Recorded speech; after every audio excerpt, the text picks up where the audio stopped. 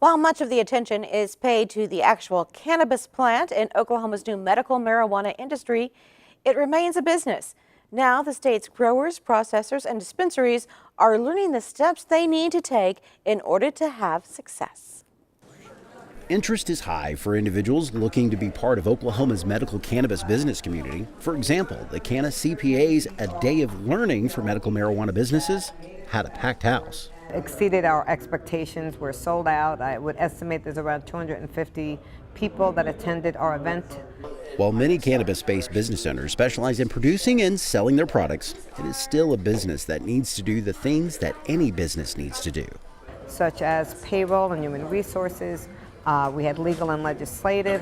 I'm doing personally accounting to maximize deductions in the cannabis space. And this afternoon I will be doing federal tax cases that shed light on what you should and shouldn't do so you keep out of trouble. Medical marijuana businesses face a conundrum when it comes to being compliant with tax laws, but there is a way through the IRS gamut.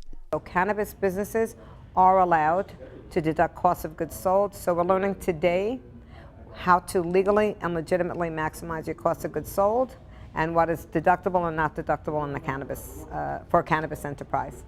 Changes are expected to Oklahoma's medical marijuana laws as the legislative session approaches. It means cannabis-based business owners should take special care to document what they're doing now so they can be ready if and when state statutes are modified. Essentially just making sure their records are documenting that they're following everything right now and they're, set up legally and structured properly to anticipate what's forthcoming. But it's hard to say what they're going to legislate and put into law. In the business world, there are consultants which help people with their company's operations. In the cannabis business world, the same is true. American Cannabis Company is a start-to-finish, top-to-bottom consulting company. We help with license acquisitions, we develop brand strategies, we do marketing, pro formas, everything you need to operate successfully and profitably and compliantly in the cannabis space. A company like this comes in handy for medical marijuana businesses trying to stay compliant with state law. Compliance is a very quick, there's a lot of moving pieces, so my job is to stay on top of it so that my clients don't get dinged.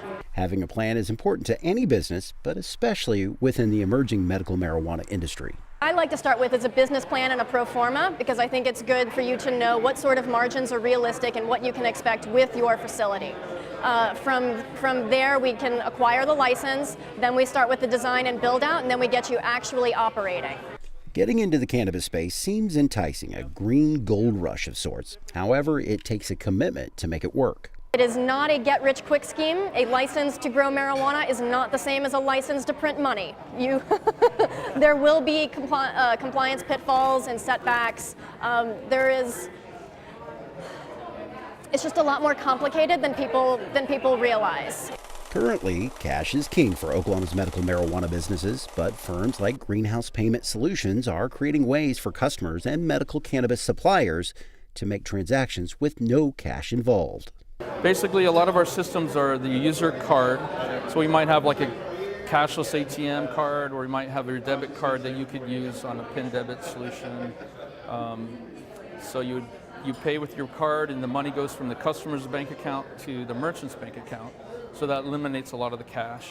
While many medical marijuana businesses are currently dealing with cash or finding a type of debit card system like Greenhouse Payment Solutions, technology within the industry is evolving to expand the type of payments which can be accepted. There are some solutions that are coming out this year that I know we've been involved in working with too. It's going to be more credit card processing. Before jumping into Oklahoma's medical cannabis business, one should take a look at market conditions. Right now there's a lot of licenses going out and there's a finite number of patients, so that may potentially be an area of concern. According to the Oklahoma Medical Marijuana Authority's license count in mid-January, there are over 36 licensed patients for every one licensed dispensary.